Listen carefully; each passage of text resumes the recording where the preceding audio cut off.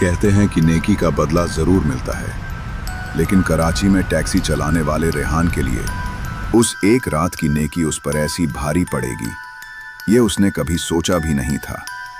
ये कहानी थी उसकी आखिरी सवारी की, उस लड़की की, और एक ऐसी मोहब्बत की जो नामुमकिन थी। रात के तकरीबन 3 बजे थे और कराची की सड़कों पर सन्नाटा था।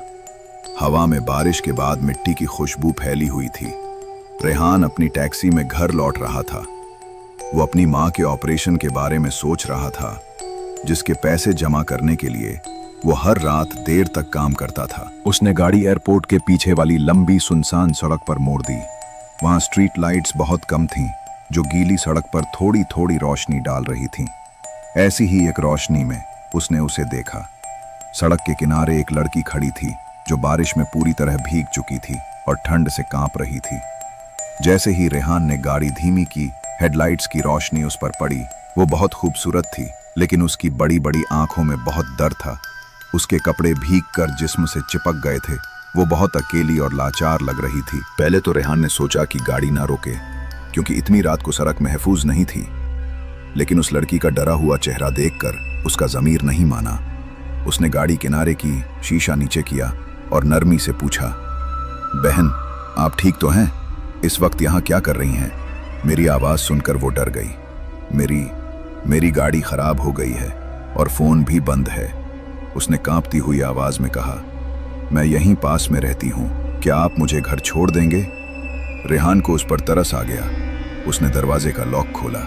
हाँ, ज़रूर, अंदर बैठ जाइए, वरना आपको ठंड लग जाएगी। वो एक पल के लिए रुकी, फिर जल्दी से पिछली सीट पर बैठ गई। उसके साथ ठंडी हवा का एक झोंका भी गाड़ी में आ गया। वो कोने में सिमट कर बैठ गई और पास के एक पुराने मोहल्ले का पता बताए। रास्ते भर खामोशी रही। रेहान ने गाड़ी का हीटर थोड़ा चला दिया। वो उसे शीशे में देख सकता था, जो अंधेरे में धुंधला सा नजर आ रहा था। उसने कोई और सवाल नहीं पूछा और चुपचाप गाड़ी चलाता रहा। जब वो उसकी बताई गली में पहुंचे, तो उसने एक बड़े पुराने से गेट की तरफ इशारा किया। बस यहीं रोक दें। रेहान ने गाड़ी रोक दी। इससे पहले कि वो किराए के बारे में कुछ कहता, उसने दरवाज़ा खोल लिया। आपका बहुत शुक्रिया, उसने धीमी आवाज़ में कहा। आपकी नेकी के लिए शुक्रिया। ये कहकर वो गाड़ी से उतरी और गेट के अंदर गायब हो गई। गेट उसके पीछे एक हल्की आवाज़ के साथ बंद हो गया। रेहान कुछ देर हैरान सा बैठा रहा। उसने घर को ठीक से देखा भी नहीं था। फिर वो मुस्कुराया। उसे किसी की मदद करके अच्छा महसूस हो रहा था। उसने गाड़ी मोड़ी और घर की तरफ चल पड़ा। वो सोच रहा था कि वो जल्द ही उस लड़की के चेहरे को भूल जाएगा, लेकिन वो गलत था। वो चेहरा तो अब उसके दिल और दिमाग पर बसने वाला था। उस रात रेहान गहरी नींद सोया, लेकिन उसने एक अजीब ख्वाब देखा। उसने खुद को उसी सड़क पर खड़ा पाया जहां वो लड़की मिली थी, मगर अब वहां बहुत घनी धुंध थी और शहर की कोई आवाज नहीं आ रही थी। रोशनी सिर्फ एक टिमटिमाते हुए स्ट्रीट लैंप से आ रही थी। उसे अपने पास किसी के होने का एहसास हुआ। उसने मुड़कर देखा तो वो वही लड़की थी, मगर अब वो डरी हुई या भीगी हुई नहीं थी। वो बड़े आराम से खड़ी थी और उसके कपड़े बिल्कुल सूखे थे। उसके जिस्म से एक हल्की रुपहली रोशनी निकल रही थी। उसकी आंखों में डर की जगह एक अजीब सी समझदारी थी। रेहान, उसने कहा। उसकी आवाज अब कांप नहीं रही थी, बल्कि बहुत साफ और सुरीली थी। आप मेरा नाम कैसे जानती हैं? रेहान ने पूछा। उसका दिल जोर से धड़कने लगा। वो मुस्कुराई। मैं तुम्हारे बारे में बहुत कुछ जानती हूँ रेहान। मैं आज रात तुम्हें परख रही थी। ये सड़क 2 दुनियाओं के मिलने की जगह है, उसने बताया। मैं रात को अकेले सफर करने वालों को देखती हूँ। मैं खुद को मजबूर दिखाती हूँ ताकि उनके दिल की नीयत जान सकूं। अगर तुमने मुझे बुरी नज़र से देखा होता या मेरा फ़ायदा उठाने की कोशिश की होती, तो मैं तुम्हें ऐसी दहशत दिखाती कि तुम सोच भी नहीं सकते। मैं तुम्हें हमेशा के लिए इस धुंध में कैद कर लेती। रेहान ये सुनकर बहुत डर गया। लेकिन तुम एक अच्छे इंसान निकले। वो एक कदम करीब आई। हवा में चमेली की खुशबू फैल गई। तुमने मुझे इज्जत दी। तुम्हारा दिल बहुत साफ है रेहान, और तुम्हारी इसी बात ने मुझे तुम्हारा दीवाना बना दिया है। एक जोर के झटके से उसकी आंख खुल गई। उसका जिस्म पसीने में भीगा हुआ था। बाहर से सुबह की अजान की आवाज आ रही थी। ये बस एक ख्वाब था, उसने खुद को समझाया। शायद थकान की वजह से आया होगा। वो उठा और दिन के कामों में लग गया, उस ख्वाब को भूलने की कोशिश करते हुए। लेकिन जब वो अपनी गाड़ी साफ करने गया तो उसे एक ऐसी चीज मिली जिसने ख्वाब को हकीकत बना दिया। पिछली सीट के फर्श पर, ठीक उसी जगह जहां वो लड़की बैठी थी, चमेली का एक ताजा फूल पड़ा था। वो खुशबूदार था और बिल्कुल सूखा था। उस दिन के बाद रेहान की जिंदगी बदलने लगी। शुरू में तो सब अच्छा था। उसकी पैसे की तंगी दूर होने लगी। उसे अच्छी अच्छी सवारियां मिलने लगी। कभी कोई अमीर आदमी उसे पूरे दिन के लिए बुक करता और ज्यादा पैसे देता। कभी कोई बुजुर्ग औरत थोड़ा सा सामान उठाने पर ही उसे बहुत सारी दुआएं और पैसे दे देती। ऐसा लगता था जैसे उसकी टैक्सी पर कोई मेहरबान हो गया है। उसे हर वक्त अपने आसपास किसी की मौजूदगी का एहसास भी होने लगा। यह एहसास डरावना नहीं था, बल्कि ऐसा लगता था जैसे कोई उसकी हिफाजत कर रहा हो। अगर कोई ड्राइवर उसे गलत तरीके से ओवरटेक करता तो थोड़ी दूर जाकर उसकी गाड़ी खराब हो जाती। अगर कोई सवारी किराए पर ज्यादा बहस करती तो वो अपना बटुआ गाड़ी में ही भूल जाती। उसे हर वक्त चमेली की खुशबू आने लगी।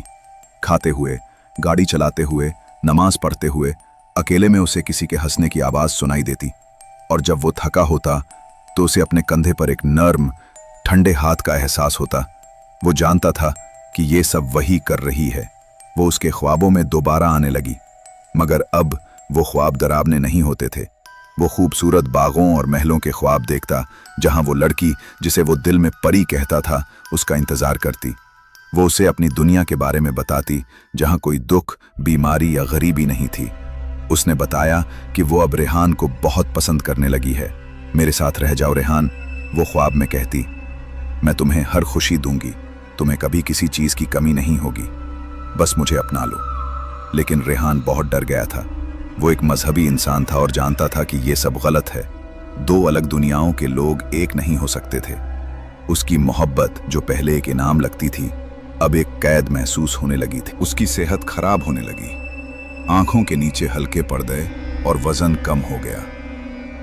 वो हर वक्त खोया खोया रहता। अब वो मौजूदगी हिफाजत करने वाली नहीं, बल्कि हक जताने वाली बन गई थी। एक दिन उसने यूनिवर्सिटी की एक स्टूडेंट को गाड़ी में बिठाया। उन दोनों में थोड़ी बातचीत हुई। उस रात ख्वाब में परी बहुत गुस्से में थी। कौन थी वो लड़की? उसने गुस्से से पूछा। उसकी आंखें चमक रही थीं। तुम्हारा दिल सिर्फ मेरा है। अब रेहान की बर्दाश्त खत्म हो गई। यह अब ख्वाब नहीं था, ये एक ऐसा इश्क था जो उसकी जान ले रहा था। वो समझ गया कि अगर उसने मदद नहीं ली तो वो बर्बाद हो जाएगा। रेहान की मां ने जब अपने बेटे की ये हालत देखी तो वो समझ गई कि ये कोई आम बीमारी नहीं है। वो उसे मनाकर मंगोपीर में रहने वाले एक बुजुर्ग बाबा वली के पास ले गई। बाबा वली एक छोटे से कमरे में रहते थे, जहां हर तरफ किताबें और अगरबत्तियों की खुशबू थी।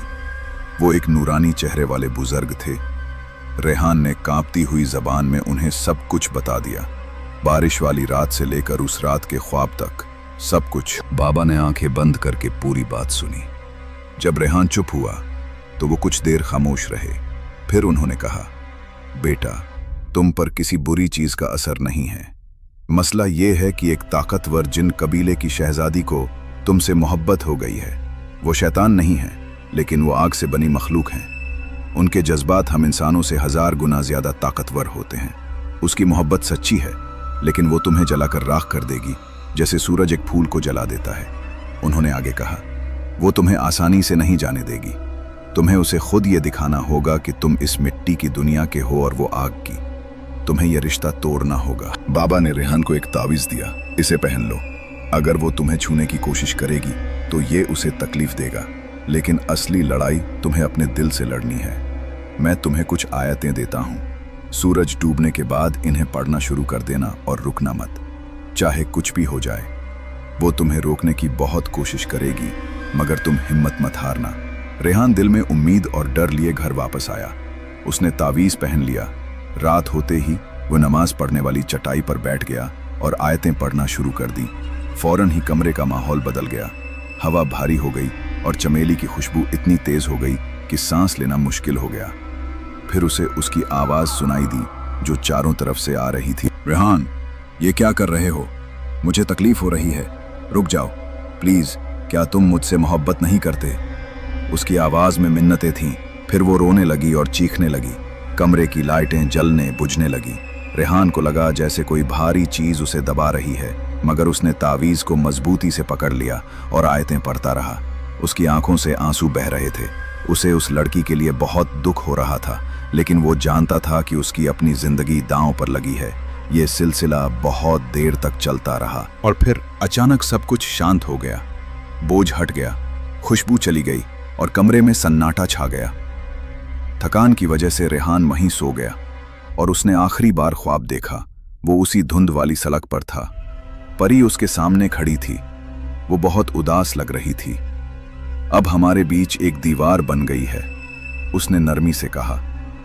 तुमने अपनी दुनिया चुन ली, मैं इसे पार नहीं कर सकती, मुझे माफ कर देना, रेहान ने धीरे से कहा। उसने एक आखिरी उदास सी मुस्कान दी। माफी मत मांगो, तुम्हारा दिल साफ था, मैं ये कभी नहीं भूलूंगी। तुम्हारी नेकी मेरे लिए एक तोहफा थी, काश मैं उसे रख पाती। हमेशा खुश रहना रेहान। ये कहकर वो मुड़ी और उस घनी धुंध में चलते चलते गायब हो गई। रेहान की आंख खुली तो सुबह हो चुकी थी और परिंदों की आवाजें आ रही थीं। महीनों बाद उसका जहन बिल्कुल साफ और दिल हल्का था। उसकी जिंदगी वापस पहले जैसी हो गई, मगर अब वो बदल चुका था। वो अपनी छोटी सी जिंदगी और अपने परिवार के लिए पहले से ज्यादा शुक्रगुजार था। उसने फिर कभी उस सड़क पर रात में गाड़ी नहीं चलाई, लेकिन कभी कभी जब ठंडी हवा चलती है तो उसे लगता है जैसे हवा में चमेली की हल्की सी खुशबू है। उस नामुमकिन मोहब्बत की एक मीठी सी दर्द भरी याद। तो दोस्तों, ये थी रेहान की कहानी। क्या आपकी जिंदगी में भी कभी ऐसा कोई अजीब या नाकाबिले यकीन वाकया पेश आया है? हमें कमेंट्स में जरूर बताएं। हो सकता है हमारी अगली कहानी आपकी हो। वीडियो पसंद आई हो तो लाइक करें, दोस्तों के साथ शेयर करें और ऐसी मजीद कहानियों के लिए हमारे चैनल को सब्सक्राइब करना मत भूलिएगा।